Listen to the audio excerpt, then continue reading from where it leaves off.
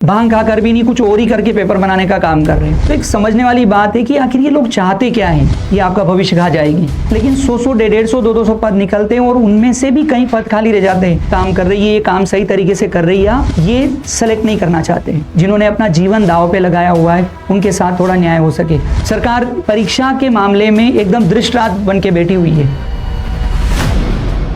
आजकल आरपीएससी ने तांडव मचा रखा है। मतलब इस प्रकार का तांडव जिसका कोई सकारात्मक लाभ नहीं हो रहा है, नकारात्मक प्रभाव ज्यादा हो रहा है। और वो तांडव मचा रखा है इन्होंने प्रश्न पूछने के तरीकों को लेकर। पहले आरपीएससी पेपर लीक को लेकर चर्चा में थी और आजकल आरपीएससी चर्चा में है अद्भुत प्रकार के प्रश्न पूछने को लेकर। तो एक समझने वाली बात है कि आखिर ये लोग चाहते क्या है, इन लोगों के दिमाग में चल क्या रहा है, ये समझ से परे बात हो रही है। इनको नौकरियां देनी या नहीं देनी है, इनको सिलेक्शन करवाया नहीं करवाना है, ये एक बड़ी समस्या बनती चली जा रही है। और धीरे धीरे चीजें इस तरफ बढ़ रही है कि पद वैसे ही बहुत कम निकल रहे हैं और उन कम निकलते हुए पदों में भी अधिकांश पद क्या रह रहे हैं, खाली रह रहे हैं। तो खाली रहने के पीछे कारण जो बहुत बड़े लेवल पर है, अगर आप इसको बहुत व्यवस्थित तरीके से एनालिसिस करोगे, ये उन लोगों की बात नहीं हो रही है जो यहाँ आकर फालतू में कमेंट करना शुरू करेंगे कि क्या 40% पास नहीं हो रहा है, उनको भी ले लोगे, क्या व्यवस्था का कबाड़ा कर दोगे।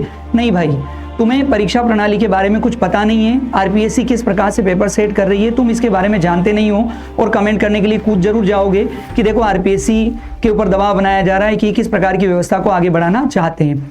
तो देखो, कुल मिलाकर बात यह है कि आरपीएससी का जो प्रश्न पूछने का तरीका है वो निहायत ही घटिया हो चला है और मैं ये तथ्यात्मक रूप से साबित करूंगा। यहाँ कोई ईगो वाली या ये बात नहीं है कि जबरदस्ती किसी संवैधानिक संस्था को घेरा जा रहा है, लेकिन उनके द्वारा जो प्रश्न लगातार पूछे जा रहे हैं उन प्रश्नों को आप एनालिसिस करोगे तो आपको पता चलेगा कि वाकई ये लोग अब तो शायद भांग खा कर भी नहीं, कुछ और ही करके पेपर बनाने का काम कर रहे हैं। तो ये इनका उद्देश्य क्या है? ये कहीं ऐसा तो नहीं है कि इस प्रकार की परीक्षा प्रणाली को डेवलप करके स्टूडेंट को इतना प्रताड़ित कर दे कि वो खुद ही इंटरेस्ट लेना बंद कर दे ताकि सरकारी नौकरियों के प्रति जो मोह है वो मोह अपने आप ही भंग हो जाए। और अगर ऐसा है तो फिर तो आप बहुत भयानक रूप से ठगी कर रहे हो। क्लियर कट बोल दो यार लोगों को ताकि वो तैयारी करना छोड़ दे अगर तुम्हें उनको सेलेक्ट ही नहीं करना है। तो देखो, कुछ चीजें हम डिस्कस करते हैं, एक के बाद एक उसको एनालिसिस करेंगे और थोड़ा ध्यान से समझना आप लोग। और जितने भी लोग इन्वॉल्व है जो आरपीएससी की तैयारी कर रहे हैं या जिनके परिवार के सदस्य आरपीएससी की तैयारी कर रहे हैं, एक बार सोचो यार, थोड़ा दबाव बनाओ आरपीएससी के ऊपर ताकि वो अपनी प्रणाली में कुछ चेंज करे।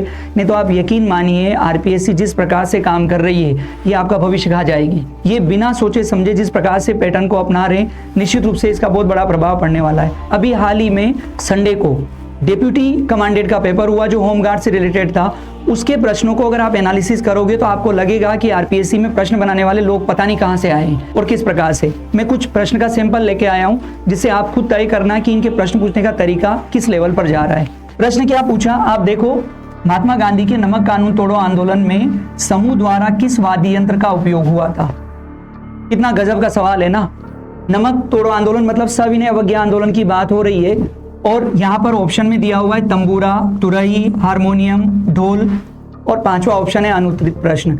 ये एक समझने वाली बात है, आखिर आरपीएससी चाहती क्या है, इस प्रकार के प्रश्न को फ्रेम करने का मतलब क्या है, कौन सी किताबों से आप लोग प्रश्न बना रहे हो और किस प्रकार की प्रताड़ना आप दे रहे हो, शायद आप समझ नहीं पा रहे हो।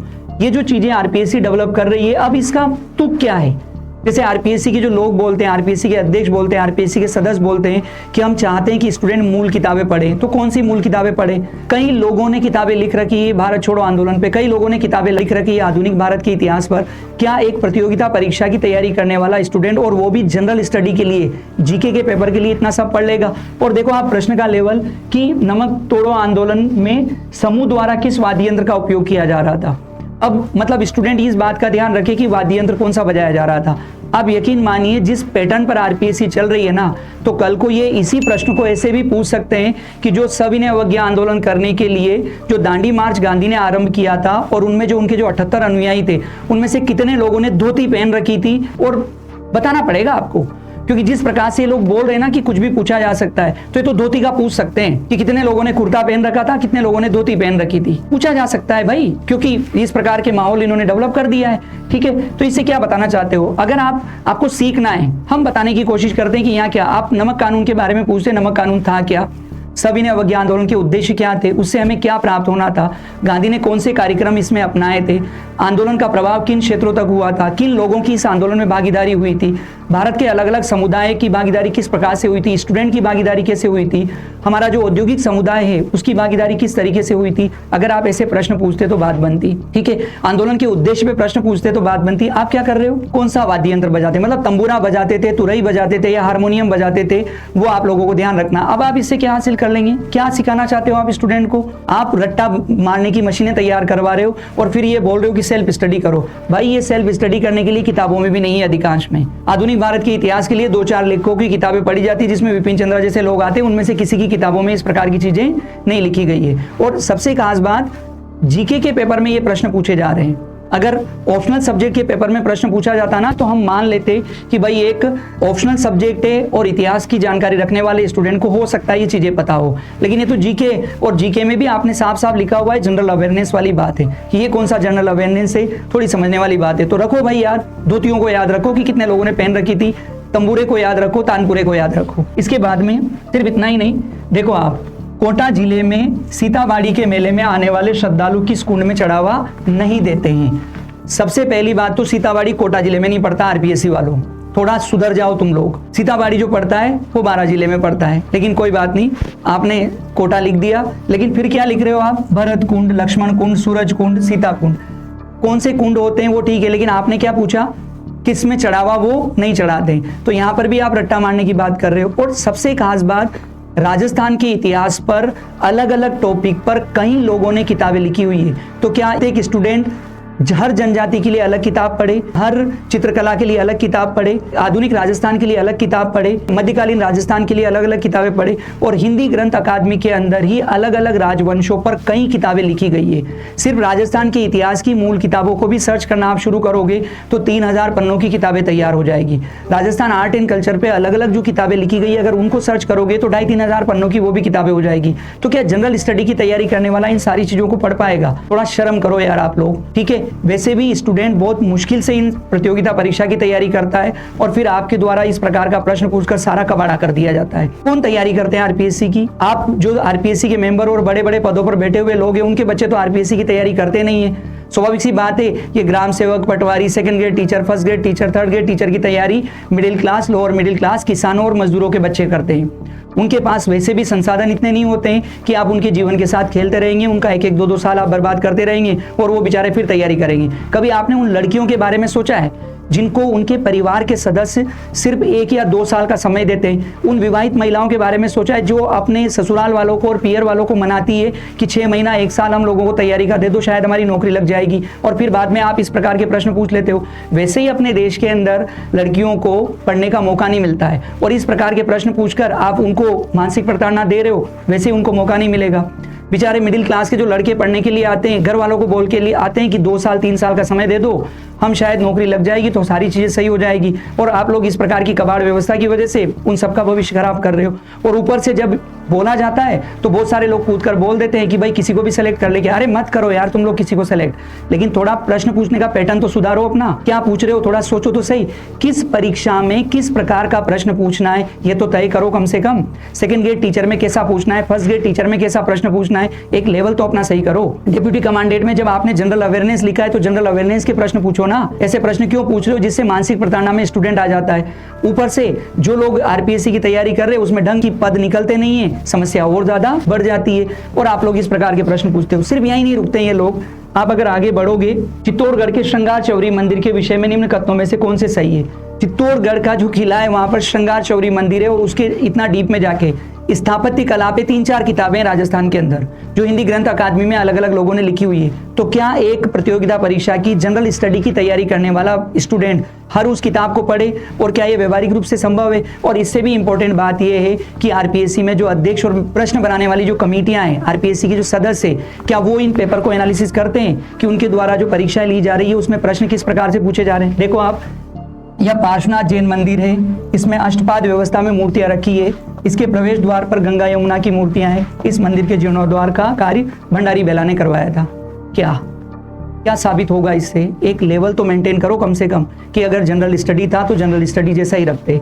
इतना ही नहीं, अब देखो 2011 की जनगणना के अनुसार निम्न में से कौन से जनसंख्या के आधार पर राज्यों के समूह का सही अवरोही क्रम है। पहली बात तो जनगणना हुई थी 2011 में, जनगणना को हुए 15 साल हो गए, और उसमें भी आप अगर ये पूछते कि टॉप के 5 स्टेट, नीचे के 5 स्टेट, तो बात बन जाती, बीच में से उठा के प्रश्न पूछ रहे हो। इसका तो सीधा सा मतलब ये हुआ कि प्रत्येक स्टूडेंट ये रट्टा मारे कि हर राज्य की पॉपुलेशन कितनी है, उस पॉपुलेशन में भी अलग अलग जो जातियां हैं, अलग अलग जो समुदाय, उनकी भागीदारी कितनी है, महिलाओं की क्या स्थिति है, पुरुषों की क्या है, हर राज्य की। राजस्थान का पूछो ना, तो सबसे खास बात है कि आरपीएससी ने जो पैटर्न अपनाया है, ये पैटर्न पूरी तरीके से मानसिक प्रताड़ना वाले। और देखो, जो अगर स्टूडेंट देख रहे ना ध्यान से, तो थोड़ा समझ जाओ, आप लोग अपने हितों के लिए आवाज उठाना शुरू करो। हम यहाँ कोई उग्र आंदोलन और ऐसी कोई बात नहीं कर रहे, लेकिन एटलीस्ट आवाज तो उठाई जाए कि ये जो संस्थाएं काम कर रही है, ये काम सही तरीके से कर रही है या नहीं कर रही है। इनके द्वारा प्रश्न आखिर बनाए जा रहे, तो प्रश्न बनाने की चीजें कर ये कहां से अपना रहे, इनका सोर्स क्या है। और अगर सोर्स में इन्होंने एक एक टॉपिक के ऊपर एक एक किताब लिखी गई है, उसको अगर इन्होंने सोर्स बना लिया है, तो इनको ये भी सोचना पड़ेगा कि क्या प्रतियोगिता की परीक्षा की तैयारी करने वाला स्टूडेंट ये कर पाएगा क्या। थोड़ी समझने वाली बात है, ठीक है। ये देखो आप, और पॉलिटी से संबंधित प्रश्न है। विधि विरुद्ध क्रियाकलाप निवारण अधिनियम 1967 की धारा 25 क्लोज 5 के अनुसार शब्दावली नकदी से अभिप्रेरित है। किसी भी करेंसी के सिक्के या नोट, पोस्टल ऑर्डर, यात्री चेक, बैंक का ड्राफ्ट, क्या है ये है, ठीक है। ऐसा लग रहा है जैसे आरबीआई में काम करने वाले लोगों या बैंकिंग सेक्टर में काम करने वाले लोगों की परीक्षा ले रहे हो। आप डेप्यूटी कमांडेंट का सिलेबस देखना, सिलेबस के अंदर हर चीज में जनरल अवेयरनेस लिखा हुआ है, सामान्य जानकारी। ये क्या किसी सामान्य जानकारी से संबंधित है? नहीं है भाई। ये एक प्रकार से ये मैसेज देने की कोशिश की जा रही है कि हम ऐसे प्रश्न पूछेंगे आप कर ही नहीं पाओगे, ठीक है। और जब आप प्रश्न कर नहीं पाओगे और इनकी व्यवस्था के ऊपर आप प्रश्न लगाओगे, तब आपको ये बोल देंगे कि तुम लोग योग्य ही नहीं हो, इसलिए तुम्हारा सिलेक्शन नहीं हो रहा है। और सिर्फ यही नहीं बोलेंगे, कुछ लोग जो कभी प्रतियोगिता परीक्षा की तैयारी नहीं कर रहे हैं, वो भी बोलेंगे और बोल रहे हैं इस प्रकार के। इससे पहले भी मैंने थोड़ा सा डिस्कस किया था अलग वीडियो में, तो कुछ लोगों ने इसी प्रकार का ज्ञान दिया था। ये उसी टाइप के लोग हैं, जब ओले गिर रहे होते हैं तो किसान अपना सिर पकड़कर बैठ रहा होता है और उसे इस बात का दुख होता है कि मेरी पूरी फसल खराब हो गई। और एक हिस्सा ऐसा भी होता है जो उस समय गरम गरम पकोड़े खा रहा होता है, वो मौसम का आनंद ले रहा होता है, एक के लिए दुख की घड़ी होती है। ये जितने भी लोग जो आकर कमेंट करके बोलते हैं ना कि क्या 40% नहीं ला रहे तो उनको भी ले लोगे, ये पकोड़े खाने वाले ही है, जिनको कुछ लेना देना नहीं है प्रतियोगिता परीक्षा से, लेकिन पकोड़े का आनंद लेना है। तो थोड़ा उस स्टूडेंट की मानसिक प्रताड़ना के बारे में भी सोचो, जो 2 साल 3 साल 4 साल से तैयारी कर रहा है, और उसका जब इस प्रकार के पैटर्न की वजह से सिलेक्शन नहीं होता है, तो समस्या बहुत अलग टाइप की हो जाती है। ये थोड़ा समझने वाली बात है। तो आरपीएससी को देखना पड़ेगा। हम क्लियर कट ये मांग करते हैं आरपीएससी से कि आप एक कमेटी बनाओ। सरकार से भी ये मांग है कि सरकार इस मुद्दे को ध्यान से समझे, नहीं तो ये धीरे धीरे एक बड़े असंतोष में कन्वर्ट हो जाएगा।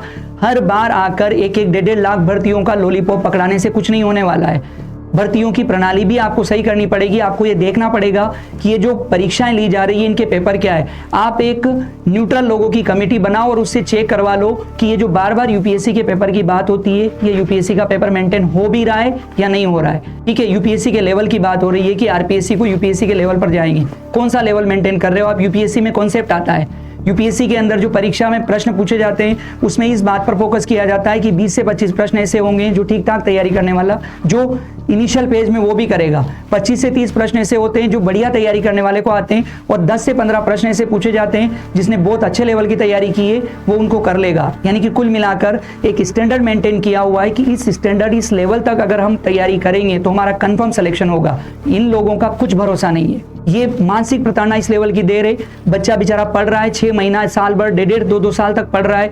कुछ लोग कोचिंग कर रहे हैं, कुछ लोग सेल्फ स्टडी कर रहे हैं, और उनको पता नहीं है कि उनका सिलेक्शन भी होगा या नहीं होगा। परीक्षा देने से पहले वो भयानक डायलेमा में आए कि किस प्रकार का पेपर हमारे सामने परोस दिया जाएगा। तो थोड़ा लेवल मेंटेन करो, आप लोग कमेटी बनाओ, चेक करवाओ कि आपके द्वारा जो पेपर में प्रश्न पूछे जा रहे हैं, उन प्रश्नों का लेवल क्या है। अरे थोड़ा तो गिरेबान में झांको यार, शर्म करो तुम लोग। पिछले 2 साल से तुम लगातार भर्तियां कर रहे हो और उन भर्तियों में लगातार पद खाली रह रहे हैं, तो कुछ तो कारण होगा ना। ऐसा थोड़ी है कि अचानक से लोग अयोग्य हो गए इस राजस्थान के अंदर, या ये जो लाखों की संख्या में 10-10, 15 लाख, 25-25 लाख तक लोग जो तैयारियां कर रहे हैं बेचारे, वो सब के सब निकम्मे। क्या इनमें से 2-2, 5-5 हजार लोग भी योग्य नहीं है? और अगर ऐसा हो गया है तो फिर तो आरपीएससी से ज्यादा व्यवस्था हमारी शिक्षा प्रणाली पर बनती है। हमारी शिक्षा प्रणाली पूरी तरीके से फिर खराब हो गई है कि हम ऐसे बच्चे भी नहीं ला पा रहे जो 40% मार्क्स ले आए, क्योंकि आरपीएससी में तो कोई गलती आपको दिखाई नहीं दे रही है। तो ये सोचने वाली बात है कि अगर इसी प्रकार से चीजें चलती रहेगी कि आरपीएससी आपका भविष्य खराब कर देगी। और अगर आप इसको समझ पा रहे हो तो ज्यादा से ज्यादा लोगों तक पहुंचाओ, क्योंकि जितने ज्यादा लोगों तक बात पहुंचेगी तब शायद आरपीएससी के ऊपर कोई दबाव आएगा और ये इस पर काम करना शुरू करेंगे। काम करने का मतलब हम नहीं चाहते कि किसी प्रकार की अव्यवस्था हो, लेकिन एक बार चेक तो करो कि आप जो प्रश्न पूछ रहे हो उनका लेवल क्या है। कमिटी बना दो स्वतंत्र लोगों की, और सबसे खास बात ये तो चेक करो कि यार इतने पद खाली क्यों रह रहे हैं बार बार, ठीक है, क्यों 4-4, 5-5 बच्चे ही पास हो रहे हैं, कुछ तो कारण होगा इसके पीछे। और अगर आप इस प्रकार का एनालिसिस नहीं कर सकते तो फिर इतने बड़े पदों पर और कहीं लाख लाख रुपया सैलरी लेकर बैठे हुए हो, आपके इस पद पर बैठने का क्या मतलब रह जाता है। ठीक है, आगे बढ़ो आप। इतना ही नहीं, भारत के पूर्व राष्ट्रीय सुरक्षा सलाहकारों व उनके कार्यकाल के संदर्भ में सूची फर्स्ट का सूची सेकंड के साथ मिलान कीजिए एवं नीचे दिए गए कूट का प्रयोग करके उत्तर चुनिए। देखो यहाँ क्या दिया, इन्होंने नाम दे दिए, ब्रजेश मिश्रा, एन.के. दीक्षित, एम.के. नारायण और शिवशंकर मेनन। इन्होंने इस प्रकार के नाम दे दिए। अब एक खास बात यह है, ये जो नाम इन्होंने दिए हैं इनके आगे इन्होंने सन पूछ लिया कि कौन कितने समय से रहा है। अब यहाँ एक रट्टा मरवाने के अलावा क्या है, अरे आप अगर अपना लेवल अपग्रेड करना चाहते हो ना, तो मैं बताता हूँ आप क्या प्रश्न पूछते हैं। राष्ट्रीय सुरक्षा सलाहकार का ऑफिस आखिर काम क्या करता है, राष्ट्रीय सुरक्षा सलाहकार की भारत की सुरक्षा में भूमिका क्या होती है, भारत की सुरक्षा व्यवस्था में वो क्या रोल प्ले करता है, किस प्रकार से उसकी कार्यप्रणाली की वजह से भारत की सीमाएं सुरक्षित रहती है, अंतर्राष्ट्रीय और राष्ट्रीय स्तर पर हम सुरक्षा महसूस करते हैं। कुछ इस प्रकार के कॉन्सेप्चुअल सवाल पूछो। तुम तो रट्टा मरवा रहे हो। क्या कर लेगा कोई बच्चा अगर उसे ये पता है कि शिवशंकर मेनन सुरक्षा सलाहकार रहे, तो इससे उसके ज्ञान में किस प्रकार की वृद्धि हो जाएगी। ठीक है, कौन सा कॉन्सेप्ट है तुम्हारा, ये फेक पूछ रहे हो, और फिर वापस जब बोलना शुरू करेंगे तो तुम लोगों को बुरा लगेगा और तुम बोल दोगे अच्छी किताबें पढ़ो, सेल्फ स्टडी करो। अरे कहां से सेल्फ स्टडी करें यार, तुम थोड़ा सोचो तो सही, तुम्हारे लेवल में तो सुधार करो। सिर्फ सेल्फ स्टडी और उठपटांग बातें बोलकर अपनी जिम्मेदारी से भाग नहीं सकते आप लोग। जो भी लोग पेपर बना रहे, जो भी लोग इस व्यवस्था में इन्वॉल्व है, उनको इन चीजों को एक बार एनालिसिस करना चाहिए, एक बार उनको रिव्यू करना चाहिए कि हमारे द्वारा जो काम किया जा रहा है उसका बच्चों के ऊपर क्या प्रभाव पड़ेगा। अरे थोड़ा तो सोचो यार, तुम्हारे बच्चे ये परीक्षा नहीं दे रहे, लेकिन जो दूसरे किसान मजदूरों के बच्चे जो इन परीक्षाओं को दे रहे हैं उनके बारे में तो थोड़ा सोचो कि वो किस प्रकार से चीजों को समझेंगे, किस प्रकार से आगे बढ़ेंगे। ऊपर से ठगी और बोल दी जाती है कि कोचिंग वाले और इस प्रकार की चीजें ठगी कर रहे, ठगी तुम लोग कर रहे हो। ठीक है, एक परीक्षा लेते हो, पद खाली रह जाते हैं, वो बच्चा फिर दूसरी बार तैयारी करता है, 1-1, 2-2, 3-3 साल उसके निकलते चले जाते हैं, और उसके बाद में फिर अगर उसका सिलेक्शन नहीं होता है तो समाज उसको ताना मारता है, व्यवस्था उसको ताने मारती है, और वो इस पूरी व्यवस्था के अंदर एक पिछड़ा हुआ और वंचित महसूस करता है। ये एक बहुत बड़ी ठगी है जो आपके द्वारा की जा रही है। देखिए, भारत सरकार के कार्यों के आवंटन से संबंधित नियमों के संदर्भ में कथनों पर विचार कीजिए। ये पॉलिटी का प्रश्न है। इस प्रश्न को आप देखोगे बहुत डीप में जाकर पूछा, ऐसा लग रहा है जैसे पीएचडी करवाना चाहते हैं। चलो यहाँ पर आप साइंस का प्रश्न देखो। सिलेबस के अंदर लिखा हुआ है जनरल साइंस, सिलेबस के अंदर लिखा हुआ है डे टू डे यूज में जो साइंस आती है वो लिखा हुआ है। और साइंस के प्रश्न देखो आप, साइंस का प्रश्न लिखा, जब अमोनिया गैस का पानी में विलय किया जाता है तो एक उत्क्रमणीय अभिक्रिया होती है NH4+ H2O, और इस प्रकार की चीजें लिखी हुई है, और बाद में इन्होंने ऑप्शन बनाए। एक बात बताओ, ये कौन सा जनरल साइंस है? और जनरल साइंस है तो इस प्रकार का जनरल साइंस होता है तो फिर तो सीधी सी बात है कि हमें पूरी किताबों में भी बदलाव करने पड़ेंगे कि जनरल साइंस का लेवल ये होता है।